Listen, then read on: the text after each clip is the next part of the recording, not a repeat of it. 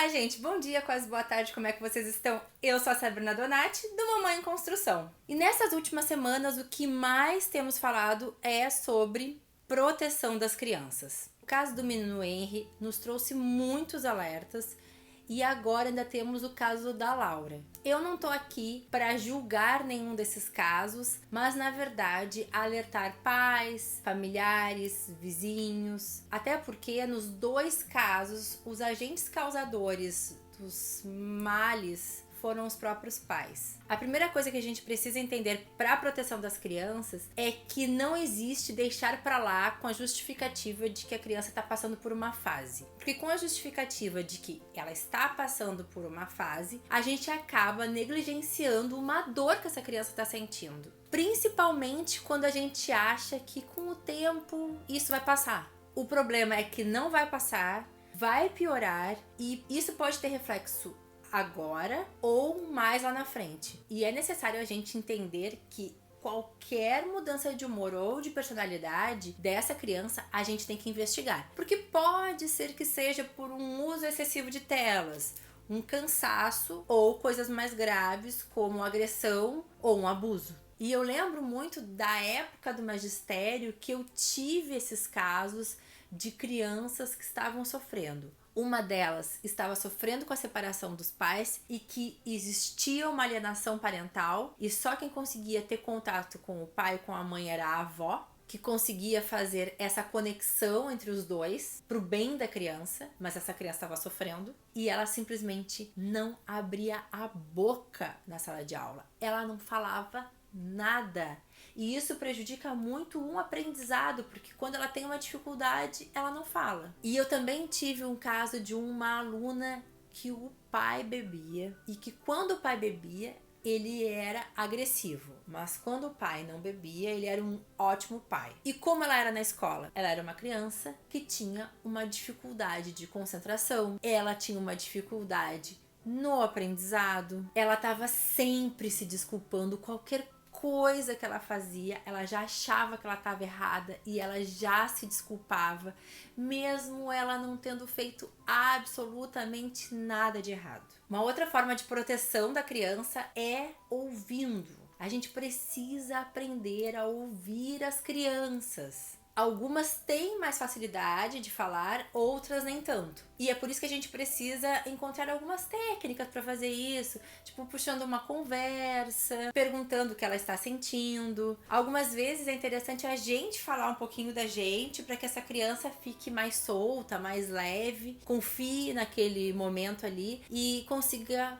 falar o que eles estão sentindo, porque tem uma certa dificuldade, né? Eles não conseguem algumas vezes colocar em palavras esses sentimentos. Então toda vez que você desconfiar de algo, é legal que você sente para conversar com a criança e tente achar essa conexão para que a criança se solte para falar, né, dessa dor, dessa tristeza que está sentindo. E acreditar na criança é uma forma de proteção da criança, porque muitas vezes essas crianças falam abertamente o que estão sentindo, o que estão passando, e os adultos tendem a não acreditar no que ela está falando. Porque a criança, ela não vai inventar algo que ela não conhece. Então, se ela diz que tá apanhando e ela é uma criança que não apanha, como é que ela vai inventar essa história?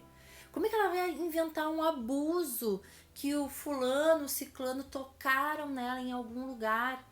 Se ela não passou por isso. Gente, é inviável, é impossível que essa criança fale algo nesse tipo, né, de assunto, nesse estilo de um abuso, uma agressão, se ela não viveu aquilo. Porque a imaginação das crianças não vai para esse lado. Elas vão inventar coisas lúdicas, né? O cavalo que tem asas, a princesa, a boneca, não sobre isso. E agora eu quero falar um negócio sobre atitudes dos adultos que prejudicam as crianças. Até mesmo nessa hora de acreditar nas crianças, que é o de não mentir para os seus filhos. Ai, qualquer mentira, gente, daquela besta de dizer que a vacina, a injeção não vai doer, sendo que ela dói. Então, se você falar essa mentira, é uma pequena mentirinha que não tá ajudando seu filho. ou aquelas outras mentirinhas para você conseguir sair de casa sem a criança chorar. Ela vai chorar em algum momento quando sente falta de você.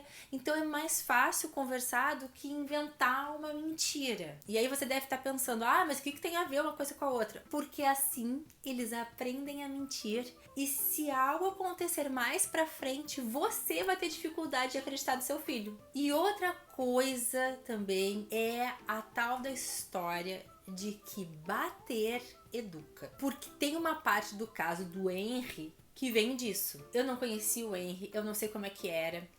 E pudesse ter acontecido que ele era considerado uma criança mimada. Sabe aquela coisa que as famílias gostam de achar isso? E aí veio o padrasto, deu um tapa. Eu tô colocando numa ideia que possa acontecer, mas isso acontece muito. Aí o padrasto foi lá e deu um tapa e a família achou, É bom, porque esse menino precisa de uma educação. porque as pessoas acreditam que colocar limites é bater numa criança. E ainda tem aquela história do eu apanhei e não morri. Mas a gente tá vendo que crianças morrem porque apanharam. E mesmo que não tenha matado, vamos pensar um pouquinho, será que não reflete no resto da vida da criança? Porque olha só, você pode ter sido aquela criança que batia nas outras crianças para resolver algum problema. Ou então, você conhece aquele cara que bate na mulher. E mesmo essas pessoas que não batem em outros para resolver problemas da sua vida, elas podem ter esse problema de terem apanhado refletidas em outros aspectos da vida. Porque o tapa ele não vem só como uma agressão física, ele também vem com um combo agressão verbal. Né, com a tentativa de diminuir, menosprezar, ele é o burro, não presta pra nada, só faz coisa errada, não entende nada, não vai conseguir chegar em lugar nenhum. Só adjetivos maravilhosos e que vão refletir na sua vida mais pra frente, no seu relacionamento, nos seus estudos, nas suas amizades, no seu trabalho. Porque deixa eu te contar, se você apanhou, você não é 100% estável. Porque mesmo que a autoanálise doa, ela é necessária. E você vai ver que você não é 100% ok. E toda vez que vem uma denúncia de uma criança, ela vem com muita dor, não só dessa criança, mas de você descobrir quem tá fazendo isso com a criança. E normalmente essa pessoa que faz algo com a criança, ela é alguém de confiança. Ela é um pai, uma mãe, um padrasto, uma madrasta, um tio, um avô, um vizinho, um amigo próximo da família. Normalmente são pessoas que a gente tem confiança. E é muito difícil cruzar essa barreira para poder fazer uma denúncia. É claro que existe uma lista de coisas para a gente proteger as crianças, mas eu quis trazer para vocês algumas que são muito importantes e que vão fazer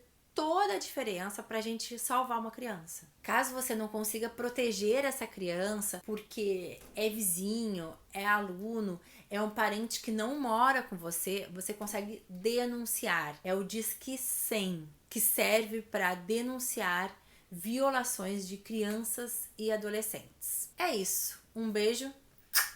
Tchau, tchau.